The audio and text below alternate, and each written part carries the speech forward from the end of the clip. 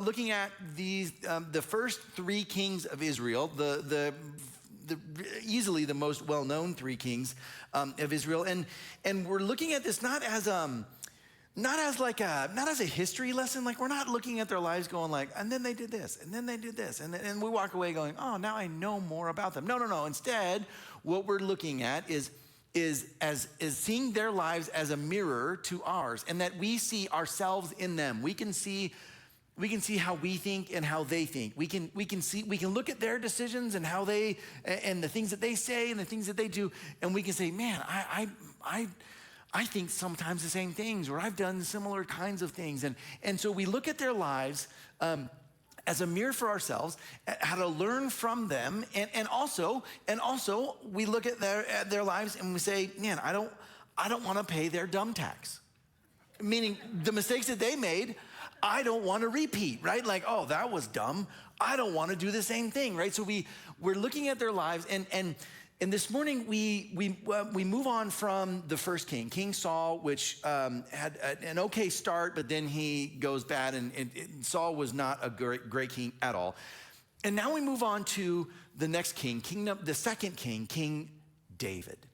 King David is, if you think of like the king, like name a king of Israel, it's like, oh, King David, of course, King David, the David. And if you go visit Israel, I would not suggest you do it today, right?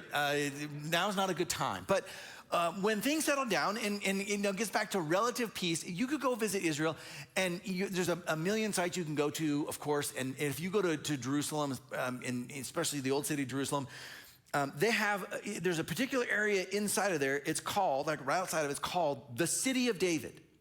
It's its own area where David had his palace. And you know what there isn't? A city of Saul. A city of Solomon. Like when you go, you're like, oh, David. Like if you knew nothing about the Bible and you just said, all right, I know Jerusalem is like a holy city and there's all kinds of history, and you just want to just go hear about it, and you just kind of study all the land and hear, the tour guides and oh wow, and you knew nothing about the Bible, you would walk away going, David is a big deal. David is a big deal. I don't know anything about the Bible or history or like the Old Testament, but man, David seems to be an important guy here in the history of this place. He has the City of David, his own place that like comes into play. I bet, man, whatever his life was, whatever he accomplished, it must have been incredible. And I bet, like, however he got called, like whatever that, I'd love to hear the story of how he got placed as king. It must have been a phenomenal, like he must have been just the greatest guy in the country, and like, wow, our best and brightest David. And then you read the story and you go, I was way off. The beginning of David and his kingdom is not some, like, he shows up on the scene and he's got training and he's a warrior and it's like, wow, this is the guy. David is just a little boy. He's I don't know if you've, I want to ask you to raise your hand because I don't want to put you on the spot, but have you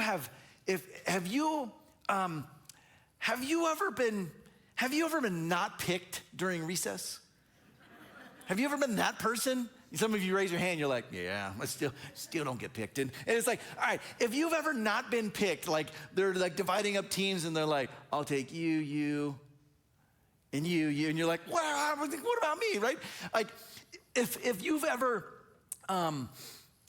been passed over for a job, maybe that you applied for, maybe a promotion that you were like working towards, and you put in the time and did the work, and you're like, I got the best shot, and someone else gets it, and they get it because, well, it's the owner's son. And you're like, If you've ever been, and I know we all have, in a moment, like at times in our life where we felt, I got skipped over, that is David. David's that guy. David is not the all right, I'm the captain of the team and I'm gonna do the selecting. David is the one that they go, oh man, David's here, oh, come on. All right, I guess I'll take him, but you have to take David. Fine, I'll take David. That's David. David, so if you understand that, you can relate. Being overlooked, it stings. And that is the story of David. It's not just David's story, but it's a reminder how God sees us and how he's more interested in who you're becoming than who you impress. The story of David and the beginning of like David's the choosing of David to be the next king is so anticlimactic and it's so normal that you and I can relate to it. And yet it is so incredible that this is how God chooses his king. Today we see God chooses differently and how you and I can become the kind of person God uses. How do we become the person that God says, that's the one I want? He's the one I want to do this. She's the one I want to do this. How do we become the kind of person that God uses? Here's the point this morning. The most important part of your life is the part no one sees. The most important part of your life, nobody ever sees. And it's that way because that's the part God always sees. You see, people often say things like who you are when no one's around and no one's looking, right? Like integrity and what you do and how you act when no one sees it. Except that's true to a degree. Here's the reason why it's not 100% true is because there's always someone who sees. There's never a moment in which you're like, I am truly alone here. I can do whatever I want. You see, the most important part of your life is the part that no one sees, but you and God, because he's the only one who always sees that. There's stuff in your life. There's a part of you that only you know, that if you're married, your spouse doesn't know. They don't know your thoughts and maybe some of your dreams or wants or some of your complaints because you just keep it in. You don't want to share it. They don't know. Maybe you have different beliefs about certain things and you're like, yeah, wait, this is not. But then there's a part of you that only you know. Decisions you make when no one's around, when they're not around. Who you are when no one sees is the most important part of you, and that's the part that God always sees. Here's what we're going to look at. We're going to look at 1 Samuel chapter 16. We get introduced to David, the calling of David. And we see this. God often moves on before we're ready to let go. This is true in this story here that we're going to see. It's true in our lives, that there are times where God is moving on to the next thing, and we're still holding on to our past, to what happened, to what we really liked back then. Oh, I prefer it this way. And God's saying, I'm already moving on. Are you coming or not? Are you stuck where you are, or do you want to join me? God often moves on before we're ready to let go. And this happens with Samuel. Here we go. In chapter 16, starting in verse 1, it says this. The Lord said to Samuel, how long will you mourn for Saul, since I've rejected him as king over Israel? Listen, I've rejected him as king. He is not going to be king any longer. I'm picking a new king. How long are you going to be upset over my decision to move on? He says, fill your horn with oil and be on your way. I am sending you to Jesse of Bethlehem. Bethlehem is a nothing town. It's like whatever. Even if you go today, again, you go to Israel today, you go to Bethlehem, and you're like, oh, we're in Bethlehem. And you're like, this is it? This is Bethlehem? Yeah, it's nothing. I'm sending you to Jesse of Bethlehem. I have chosen one of his sons to be king. But Samuel said, how can I go? If Saul hears about it, he's going to kill me. Lord, if he hears this, I'm done. It's like this is an interesting moment in Samuel's life. And think about his relationship with the Lord. He has such a close connection with God. He can talk to him back and forth. And yet he forgets who he's talking to. He's like, God, if I do this, Saul's going to kill me. And the Lord's like, what do you think I'm going to do? You're afraid of Saul? Like, you're afraid of the guy that I put in place Shouldn't you fear me? Like, Samuel, don't you know who you're talking to? And it's almost like God is saying, hey, I've made a decision. I've moved on from Saul. I'm moving on to the next king. I'm going to show you who he is. It's going to be one of Jesse's sons from Bethlehem. And Saul, and Samuel's like, but Saul's our guy. And God's like, all right, listen, how long are you going to mourn this?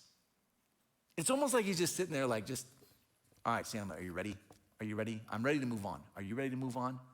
I don't know. We have our king, and if we move on, and if I even just participate in this, he's gonna kill me. And God's like, what are you doing? Why are you so afraid?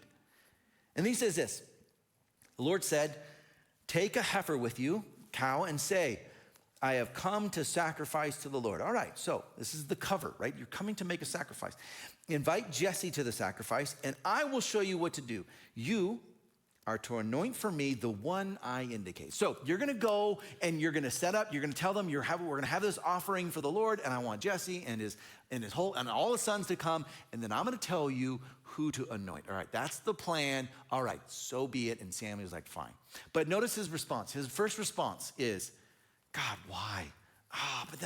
And he starts getting upset and starts, and God's like, are you, Sam, are you crying over this? Are you mourning? Are you upset that I'm moving on from Saul, a guy you don't even like? I'm moving on, and you're, how long until you get over this and you jump on to my plan? You see, there's a time to mourn and then there's a time to move on. God had moved on from Saul, and Samuel had, and he was stuck, and he's emotionally stuck. And the Hebrew here implies a prolonged state of grief in which you, like, almost where you refuse to release what God has already decided and rejected in Saul, that he's refusing to let go of that. And he says, go fill your horn. So this is the transition moment. And the fill your horn with oil thing is, so in Israel, the prophets would have this horn of oil, and this was their anointing oil. And this is how they would choose the next king, which has only happened once. So this is kind of still new to them, but also how they kind of chose the next prophet and hand the baton. So this horn of anointing oil isn't just symbolic. It represents a divine blessing. It represents a divine endorsement of this is the next person. So I'm gonna show you who to anoint, and that is gonna be the person that I am saying, that's my guy. So go fill it, because we're making this decision. This is happening. Saul's reign was over. God's purpose and plan is moving on. And even if Samuel isn't ready for it. Now, what do we learn from this? Some of us, ready? Some of us are still holding on to old seasons of our lives. Maybe you're holding on to old dreams, old plans, old people, maybe old leaders in your life, old mentors, and God is like, hey, we're moving on. I see this a lot in church, in churches.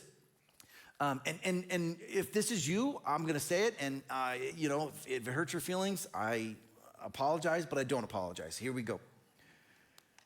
So many times in churches, people will say something like, do you remember when church used to be like ... Do you remember when we ... I miss those days. It was so much better then. Kids these days, right? Church is not what it used to be.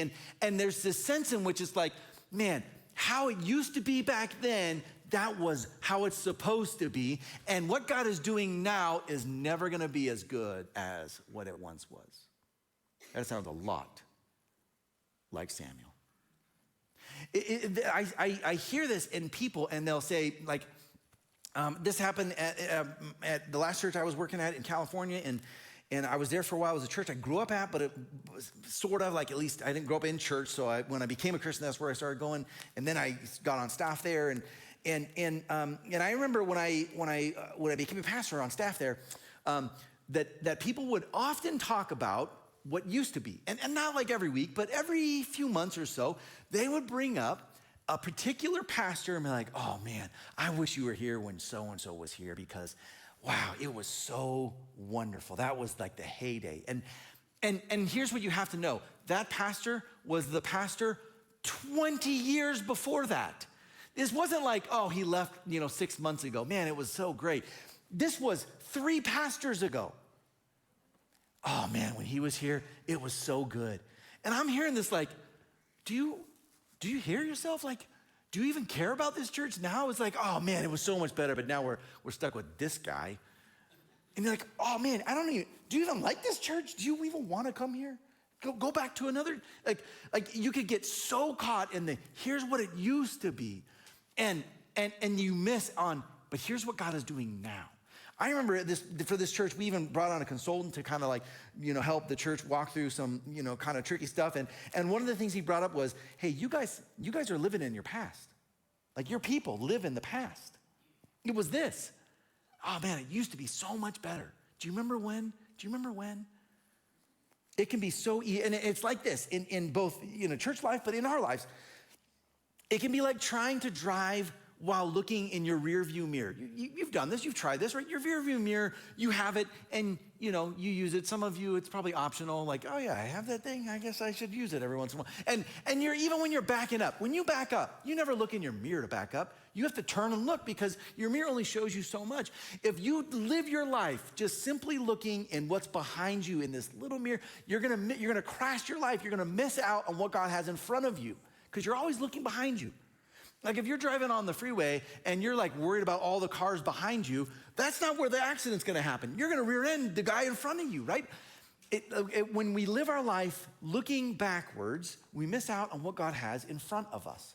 And that's what Samuel's doing. That's what we can so easily do.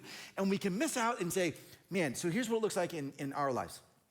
Especially like if you have more life behind you. So if, that's a nice way of saying, you're more experienced than other people in this room, okay? You know what I'm saying, right? It's so easy to say, man, look what God did in my past. That was so cool. I'm so glad I got to do that. And you kind of just resign your life to, yeah, but this is where I am now. And it's just sort of like, I'm just kind of coasting. I'm just I'm in my period of rest until the end. And God's saying, what if I have some more stuff for you? What if I'm not done with you yet? Like, why do you want to coast? Why are you thinking about like, oh, it was so great when I had that opportunity instead of, I wonder what God has for me next. You and I, God often moves on before we're ready to let go. And he's like, I'm not done. Like, why would you think God is done with your life? Just simply because you've experienced more things, because you're old, maybe you're older or retired, or you got to a point where you're like, oh, I'm all right, most of my life is behind me, and so I don't know what's next. Why would you think God's done? And he's like, oh, you know what? Yeah, you're right. I can't really use you anymore. Look at you. Would you just look at you? Or is it God's going, you have no idea what I have for you still. You just wait. I have more for you yet. You are not done yet. By any means are you finished yet. Yet we can often think about our lives looking backwards in reverse. And so we ask ourselves this question: what has God moved on from in your life that you're still stuck in?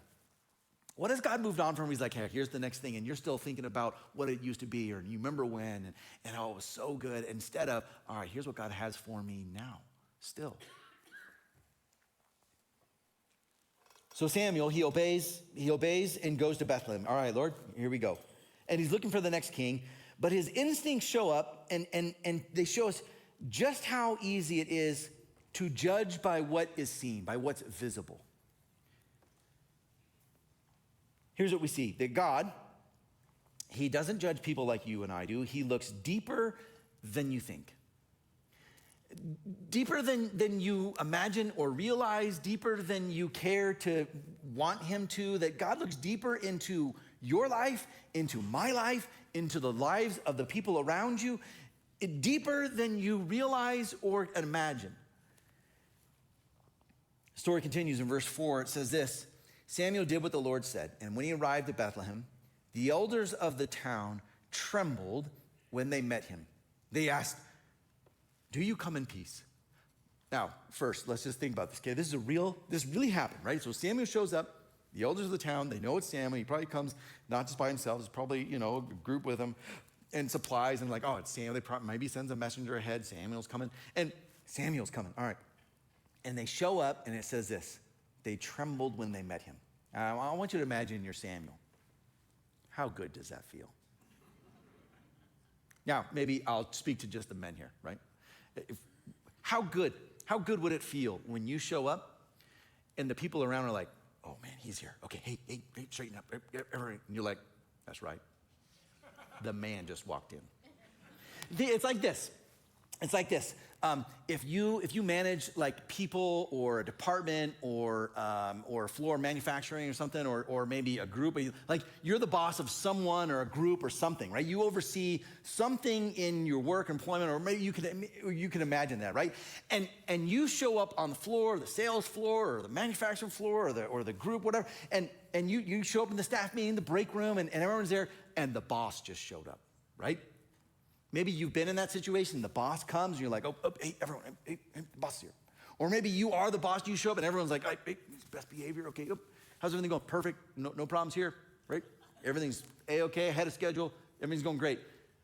That's this. Samuel shows up, and he's the man, and they're like, hey, trembling, what's gonna happen? Everything okay? Do you come in peace? Or are we in trouble? Is Saul upset with us? Samuel, like whatever Samuel says goes. If he goes back to Saul and says, hey, we got a problem in Bethlehem, you got to take care of that. All right, send a battalion, take care of it, right? And so the boss just showed up. Samuel's here. Do you come in peace? Samuel replied, yes, in peace. Okay. I've come to sacrifice to the Lord. Oh, awesome. Consecrate yourselves and come to the sacrifice with me. Then he consecrated Jesse and his sons and invited them to the sacrifice. All right, so, hey, Jesse, come on. Go get yourselves ready for the sacrifice, and then you're going to come. Bring your sons. Bring your sons. That's important. Bring your sons. They don't necessarily know why yet, but all right. And then it says this. When they arrived, Samuel saw Eliab and thought, surely the Lord's anointed stands here before the Lord. Surely this is the guy. And it says this, but the Lord said to Samuel, do not consider his appearance or his height. That is quite a compliment. You know what that means? He's a tall, good-looking man. It's good. It's good. Hey, so far so good, Lord. Yes, anointed. This is gonna be the guy. Do not consider his appearance or his height, for I have rejected him. Oh, what? The Lord does not look at the things people look at. People look at the outward appearance, but the Lord looks at the heart. There it is. The Lord looks deeper than you think. So this happens. Samuel sees Eliab. Now, I want you to place yourself in this position in various shoes, right? So imagine you're Jesse, you're a dad, and you have a bunch of sons. You have 7 of these sons that you're bringing with you, and all right, you're proud dad. Like you've built a family, right? You've been busy. You've got 7 sons plus some other daughter. All right, here we go. And you show up and you're like, Samuel's here, and then you kind of get word of what's going on, and you show up and you present your best son. The one, all right? Maybe it's his firstborn. It's probably the firstborn. He's tall, he's handsome, he's strong, he's kingly. It's like, this is, all right. Hey, Eliab, come here. Hey, Sam, hold on. Eliab, what, Dad? Hey, this is my boy. What do you think? What do you think, Sam? It's good work, right? We did good. We did good with this one. Real good with this one. Yeah, Jesse, look at him. Clearly, this is going to be the Lord's anointed. And we don't know how old they are at this point. But just given how many sons there are and the age of David at this point, Eliab is not like a 19-year-old. He's probably old enough to be married and got his own kids. He's got his own family. Like this is a man. This isn't some, teenage boy. You're like, yeah, okay, I'm measuring. Yeah, this is a guy. Like he's ready to go to battle. Like he is ready. He could be the king right now, today. He's ready to go. And God says, that's not him. Don't look at his appearance, though he's pretty attractive. Don't look at his height, though he's tall. Yeah. I don't care about any of that, he says. I've rejected him. I want the heart of the person. I'm looking at who they are when the part of them that no one else sees, that's what I want. That's what I want. So he rejects him. And then we see this God doesn't judge on appearance. He's not anti-appearance, but he knows this. Appearance can't lead well if character is compromised. Doesn't matter what you look like. If your character is compromised, he's like, you're disqualified. You've disqualified yourself because of character, not because of appearance. It isn't about looks. It's now about leadership. It's not about charisma. It's about character. All right, what is this person like? And God says it's not good enough. No, the heart's not right. The heart's not right. Everything else can be right, but the heart is not right. We constantly do this. We evaluate people by their image. When we look to promote someone or hire someone, we always do our due diligence. We do checks. We do background checks. We'll call past employers. We'll do this. We look at them. We say, oh, all right, they look the part. Show me your resume. Oh, you got a good experience. You got a good resume. You want to talk to them in person. Wow, they're very winsome, charismatic. They have leadership skills. They're talented. They can do the job. Today, now one of the factors is followers, right? In the world of social media, they come with them. They have a group of followers. Like they have, like a Twitter, Instagram, Facebook. Like they got a social media following. Like if we hire them, we get kind of everything about them. And it's like, wow, all right, we got the full package. And God says, you didn't look at the thing that mattered, though. What about their heart? That's all external stuff. And we do that. I've been at a couple churches that went through pastoral searches, and this happens every time, every single time, without fail. Anytime a pastor leaves or retires or something happens or maybe moves and it's time to get a new pastor, and you put together a search team. Every church that does this is guilty of this. Every time, every single time, you get a search team, you get people together, and you get in a room and like, all right, what do we want? And you start naming the qualities of the pastor that you want. And it's one of two things. Either you love the pastor that was before, so you want him to be exactly like them, except maybe a little younger, so they got more time, Oh, they gotta be, I want, and you start naming the qualities of the guy that just moved on, and you're like, I want the same one. Or this is usually what happens, you name the qualities that are the opposite of the guy you just had, and you're like, well, he was like this, and he was like this. I really want someone that's more like this, and this, and this, and you get this list, and then you start your search, and you go do this, and here's what you do, ready? You watch their sermons, maybe you talk to some staff, you do your research, and you size them up based on the same thing. I remember being at a number of churches ago, a few churches ago, and the search team got together. They got their candidates, they put together their stuff, and presented even to the staff. And the staff were like, hey, we have some reservations. Here's why. And they're like, don't worry about it. Have you heard him preach? Just listen to his voice. And he's a radio voice. He's got to sound so good. He sounds so good. Listen, I could listen. I just want to listen to him preach. That's gonna be our guy. We hired that guy. The church split within 2 years, and he was out in 3. And he had glaring character issues, glaring, but didn't matter. He sounded so good. Sounded so good. It was this idea of like, this is what we want. This is what we want. And God's like, and that's what's going on here. Like, hey, listen, if you are only working on external, like what you present to the world, but you're neglecting your character, your heart, you neglect that stuff, listen, you have a short lifespan in that role, in that amount of influence in your role of leadership. It's not gonna last long. And that's what's going on here. So what's the state of your heart? Right now, what's the state of your heart? What would you say? You've got all the stuff going on for you. You if you work somewhere, you're doing a good job. People like you. You work hard. You're dedicated. If you have a family, okay, all right, that's great. We can name all the stuff like, here's my kids. You did a good job raising your kids. Yeah, here's your house. Oh, you got a nice house. Oh, you got stuff. Oh, okay, wonderful. Yeah, you're married and you guys are making it work. Oh, that's great. Okay, how's your heart? How's your heart right now? How's the stuff that no one sees? How's that in your life? How's your character? How's your integrity? Oh, don't ask those questions. That's the stuff that God sees. That's the stuff that matters. God looks deeper than you think. So here's what happens. Samuel meets 7 sons, 7 of Jesse's sons. Impressive candidates, all rejected. He has 7 resumes slid across the table, and they're all great. And God says, nope, nope, nope, nope, nope, nope, nope. Hold on, wait a minute, we have a problem here. And think of yourself like you're Jesse, okay?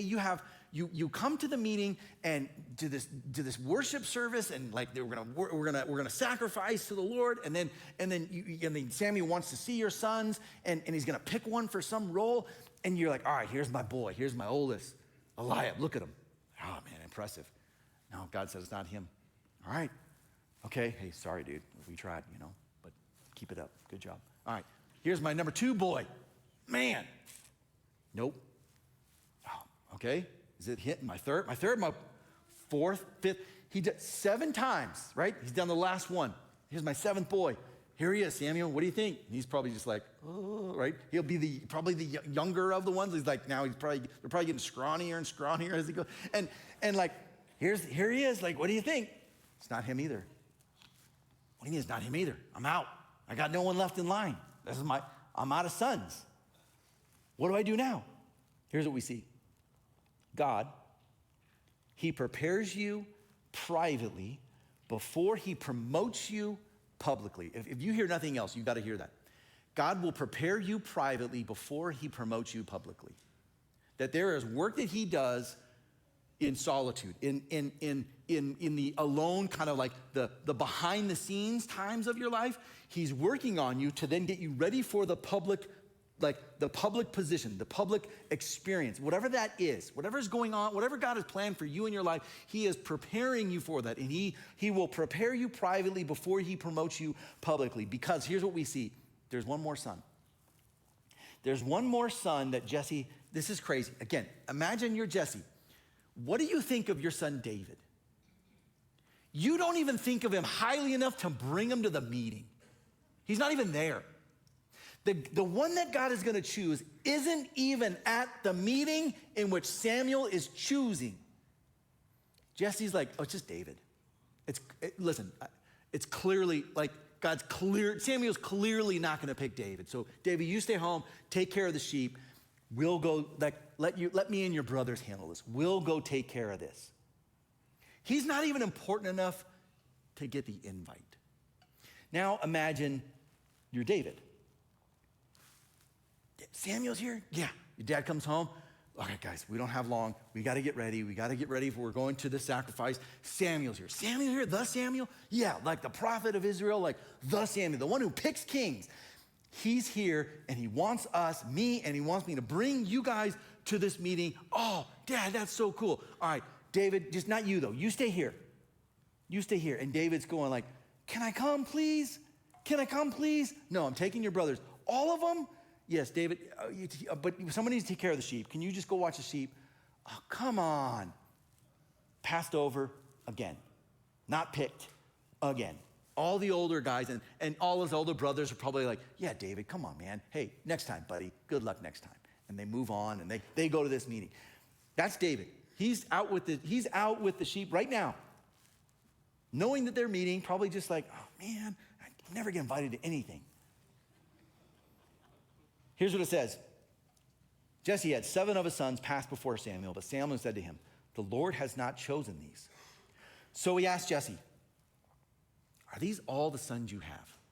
Now, Samuel doesn't know Jesse and his family history, but he knows enough to know God told me specifically to go to Jesse to pick one of his sons. I just looked at all of the sons presented to me. There's got to be something else going on here. There's got to be another one. All right, are these all your sons? Did you bring them all? And then we hear Jesse say this. They're still the youngest. And he doesn't say like, oh, they're still the youngest. It's probably like, well, I mean, I still have my youngest, but he's the youngest. Like, who cares? In Hebrew here, the word isn't just like the young in age, but it has it applies literally like a status of lesser or unimportant. He's the younger, unimportant one. Like he's the youngest. It's like, whatever. How many of you are the youngest in your family? Yeah, you know that feeling, right? The older siblings are all older than you, and this is kind of the typical experience of, if you have a lot of kids, right? So we have 4 kids in our family, and when you have your first kid, it's great. It's great, and they are perfect and precious, and it doesn't take you long to realize the entire world is trying to kill your child. Everything, right? The passy falls on the ground. Oh, no, don't touch it. We have to sanitize it because that could kill them. If it goes back in their mouth, they have 48 hours to live. And we have got to stop. So as a new parent, you're like, clean it all. You got the passy wipes and like the sanitizer, sanitize everything. And you're like, sanitize them, sanitize other people. You can't hold the baby until you've done the thing and like dressed up and like, and it's like you're going into surgery. You're like, okay, now you can wave to them. And you're like, oh man. And you do everything you can. Okay. And then you have your next kid and your next kid and your next kid. By the time you have like your last kid, your like pacifier falls down. You're like, here you go. you're like, oh, you got to clean that off. All right. I've seen this. I've never done this, but I've seen some of you just clean. And you're like, whoa, you're going to kill him, right? Like, by the time the last one is like, oh, it's fine. It's just the youngest, right? And if that's you, you grew up going like, man, older brother, older sister, they always get everything. And they always get, this is even true, we're guilty of this. Like the oldest gets the new version of the thing, and then everyone else gets the hand-me-down. And like, by the time he gets to the 4th kid, you're like, there's holes in this. It's fine. Holes are cool now. It's fine. It's like, by the time David comes, he's number 8. Right? You get to kid number 4, number 5, number 6, number 7. I don't know what that's like. Pastor Andy, who was up here, you can ask him all about it. He's got all kinds of kids. He told me last week, he's like, I have 5 kids that I know of. And I'm like, that's a funny joke. But I shouldn't have said that. Now you think differently of him. And like by the time, like when you start having like a lot of kids, that last one is like, hey, we're just trying to keep you alive. We're just trying to keep you alive, all right? David is number 8. That is his entire life has just been, just go do this. Just go do that. So we see this. They're still the youngest. Jesse answered, still the youngest, but like he's the lesser, unimportant one. And it says this, he's tending the sheep. Hey, he's our shepherd. Now, this is like you hire people for that role. You don't put your kids as the shepherd to take care of the sheep. The sheep, like that was a low role. That was like when we think of like, oh, the pastors, like that term is like a shepherd, like, oh wow. And no. The shepherd was like you're hanging out with dirty, dumb sheep that bite each other, that bite you, that try to run away, that run off cliffs, and you're like, this is the dumbest, like this is the worst. I'm a shepherd. And he's like, all right, he's still with the sheep. Samuel said, send for him. And look at this. This instantly, David goes from just little shepherd boy, last in line, to now the place of honor. And he says this, we will not sit until he arrives. Think about this. This is so cool. He knows, all right, that's the one. I don't need, God, I know you enough to know that's the one. There's 8 sons, these 7 are no's. There's a guy who's a shepherd boy. You love shepherds. And like, he's out there with the sheep and like, oh, that's the one. All right, go send for him. And here's the deal. Ready? None of us are going to sit down until he comes. We're going to honor this. All right. They're like, what? David? I mean, think about this. This is so crazy. So they're like, all right, go get him. And Samuel's just like, don't sit down. Don't you dare sit down. Right? And it's Samuel like, all right, we listen to him. So they go get David. Hey, David, they want you at this meeting. What? It's like, what? Seriously? All right, fine. Like, am I in trouble again? Like, so he leaves the sheep and he shows up. And think about this. he's at this meeting, and it's just the elders at Samuel. It's not just like Jesse and his kids. Like, there's probably a large group of people there, and they're all standing waiting for him. Whoa, he's never felt this in his life. Think about this. So those of you who are the youngest in your family, I want you to think about like the next Thanksgiving dinner you have. And everyone's there, and you happen to be running late, and you show up, and everybody has been standing waiting for you. And you're like, what's going on? Hey, we just wanted to, Pastor Brandon's here, and he said, we can't sit down till you show up. So here we are. And you're like, oh, cool, right? And I'm like, and they're all probably like, fine, I'm getting tired. Can I sit down? And David shows up because Samuel knows this is the next king of Israel. He doesn't know it. None of these people know it. We are not sitting for this man. So they go get David. He's tending the sheep. All right, don't sit down until he arrives. So they sent for him and had him brought in. And he was glowing with health and had a fine appearance and handsome features. Oh, turns out, David too is a looker. Good job, Jesse. You got a lot of good men, right? And David, he's just a shepherd boy. He certainly is the smallest, scrawniest, but he's still, hey, you good. This is a good health. And hey, he's all right. This is a fine specimen. And he shows up. And here's what we see. David isn't in the room. His father didn't think he mattered, but God had his eye on him. Why? Because while others were in the spotlight, David was being prepared privately. Obscurity wasn't punishment, it was preparation. Here's what happens while David is a shepherd. He learns to fight. David learns to become a warrior because he defends sheep from lions and bears. So this is not some like scrawny little 9-year-old kid who's like, I'm gonna protect the sheep. He's still a man in his own right. He's just the youngest. And he has to fight off lions and bears. That's part of his history. I don't know all of our lives. I'm gonna guess you have not fought off a bear with your bare hands. You haven't fought a lion, certainly not to protect some lowly sheep. It's like, whatever, dude, sheep, you're on your own, see ya. And you only need to give them one, like, here you go, bear, one sheep, and the rest you can live. He learns to fight and to become a warrior, to protect his kingdom, his sheep. He learns leadership on how to lead and how to manage a flock of sheep, how to make sure that they're all fed and that they're taken care of. He learns to be tender with them, yet firm. He learns to worship God privately. He writes psalms of worship and dependence on God while he's a shepherd. They end up going in the Bible and become some of the psalms we have forever. And he's just writing poetry by himself with the sheep. God is preparing this guy for an incredible life of leadership, and he doesn't even know it. He's just living his life. And God is preparing him privately so that he can be ready to be promoted publicly. It says this, and the Lord said, rise and anoint him. This is the one. David shows up, and he's like, Sam, that's my guy. And Samuel's probably like, whoa, this is, okay, I knew it. This is the king. All right, guys, this is gonna be the next king. Now here's the thing. He's not the next king starting tomorrow. It's gonna take some time. Saul is still the king, and there's still a lot of crossover and a lot of problems that come up, but David is clearly now the next guy.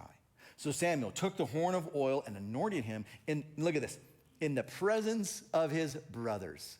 Look at the sibling rivalry here is so strong. It's like, all right, his brothers are all around, and they're anointing David, and David's probably like, guys, please don't be mad. I didn't do any of this. That's not my fault. And they're probably like, man, should have been me, but also, wow, David. Like, that's Samuel anointing David with the oil of the king. Okay, this is a big deal. Something just happened. And as much as you have issues with sibling rivalry, you're still like, I love my brother, my sister. Man, when good things happen in their life, I'm happy for them. They're probably, wow, David, that's, okay, man, this is a big deal. This is a big deal. So he anointed him in the presence of his brothers, and from that day on, the Spirit of the Lord came powerfully upon David. It's in the quiet places that God develops the strength and humility you'll need for future influence. It's in the alone time, the quiet time, that God is working on you to prepare you for the next public thing. And if you don't have that public influence yet, then maybe God is still working on you. Maybe you haven't given him all of you to allow him to work on you. Maybe you've been resisting or holding on to the past. So then specifically, how do I become a person God uses? First, you have to let go of what God has moved on from. You have to let go of what God has done in your past and say, God, I'm looking forward to what you're going to do in my future. Whatever that is. I don't know what that is, but whatever that is, I want that. The second thing is you have to build your inner life, not your outer image. You have to get honest. You have to confess. You have to invite God to work in your life and say, God, I want you, my inner life, my heart, my person, like who I am at the core, I give you that. And I want you to change that person. And I'm not worried about my outer appearance. There are entire industries that are built around making you look better and feeling better and present yourself as better. But God's like, oh man, I care about this part of you. So you build your inner life. You have inner character, inner integrity, inner strength, inner humility, not your outer image. And then you are faithful in the field. When God has you out in the field, tending the sheep, doing the stuff in life that you're just like, why am I even doing this? That's where he's building your character. When you're doing the thing, this happens a lot of times earlier in life, but it can happen any moment in your life where he has you in a season where he's building into you, investing in you, and like in your character, molding you into the person that is gonna have influence in the future. And so you say, all right, instead of wanting to get out of this, instead of saying, please, can I just please get out? All right, God, as long as you have me in this position, in this role, I will be faithful to you no matter what. All right, I'm in, whatever it takes. I remember when I went into ministry, first thing, so this is how ministry goes, okay? I'll give you a little inside scoop. Your first job is not senior pastor of a large church. That's not your first job. Your first job, my first job in ministry, I'm going to school, I'm at Bible college, I just graduated, or about to graduate Biola with a Christian education degree. I'm about to go into seminary, and I'm like, awesome, I am somebody. I can't wait. I'm going to change the world. All right. I started going to this church, my wife and I, and we were dating at that point, so we weren't married, but, and we're like, all right, we like this church, good size, good feel. It's got a lot of things going on. Oh, it's great. All right, I'm going to start helping out. All right, hey, what can I do? We got the perfect job for you. Here's who I am, First, just look at me, okay? This is what you're working with. All right. Pretty good. I'm going to school, I'm going to do this. Here's my education, I'm almost done, and my experience, and awesome. All right, here we go. Okay, all right, great. What do you got for me? Perfect spot. We get a perfect role. You are going to be an unpaid volunteer intern in the middle school. Awesome. That sounds like the best job in the church. Sign me up. And so I started as an unpaid volunteer, just being like, all right, I'm an intern, but we don't have money. I didn't know that was like the typical line in churches. And like, well, we can't pay you, but you can serve our church, serve our kids, serve the Lord. And it's like, awesome. So I'm serving. I'm like, wow, I hate this. But I secretly, I loved it. Like it was so much. I learned to love middle schoolers. I don't know if you know middle schoolers, if you know any middle schoolers, if you have middle schoolers, not the easiest to love. They're kind of rowdy and moody, and they don't talk except to make fun of you. And it's like, man, this is crazy. I'm like, all right, here we go.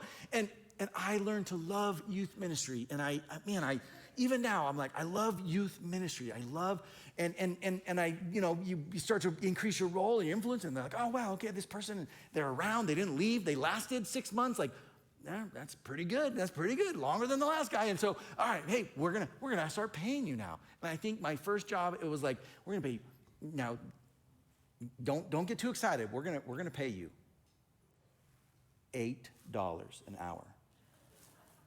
$8 an hour. Minimum wage was like $6 or something. I'm like, I'm rich. This is crazy. right? You're paying me. And you start doing this. And I love youth ministry. I ended up doing it for 10 years. I loved it. I still love it. And then you get to a point in your life where you're like, all right, but God preparing you and the little stuff, but all right, I'm ready for the next thing. And I'm like, all right, I'm ready for the next phase. I'm ready to move into adult ministry. Adult ministry. This is gonna be so good, you guys, because all of the drama that was in youth ministry, all of the fighting, all of the childlike behavior and the backstabbing, all the complaining, it's all gonna go away. It's gonna be so good. And then you get into adult ministry and you realize, listen, I don't mean to offend, but you guys might be worse than middle schoolers.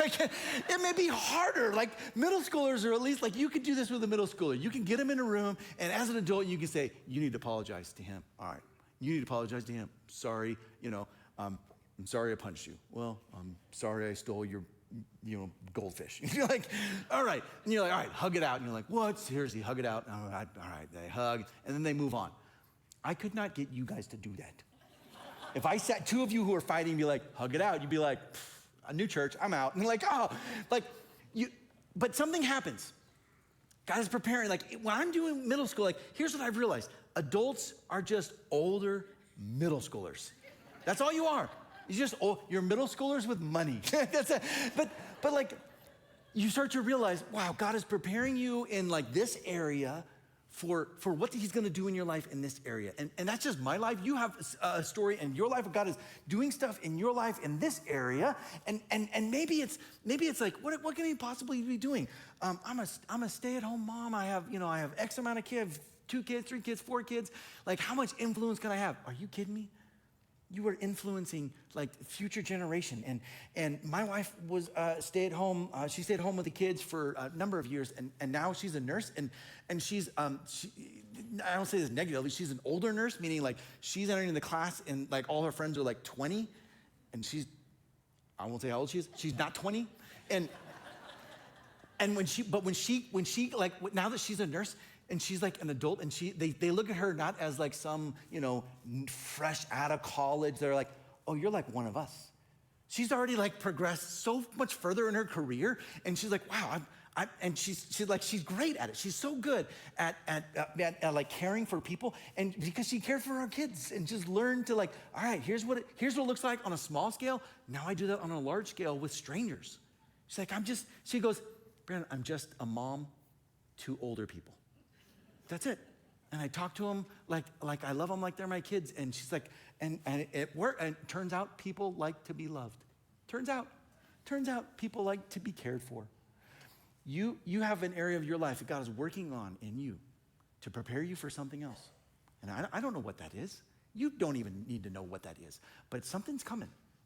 And so your job is to allow him to work on your heart privately before he promotes you publicly. The most important part of your life is the part no one sees. That's the part God always sees. Stand with me, and we're going to worship the Lord here together.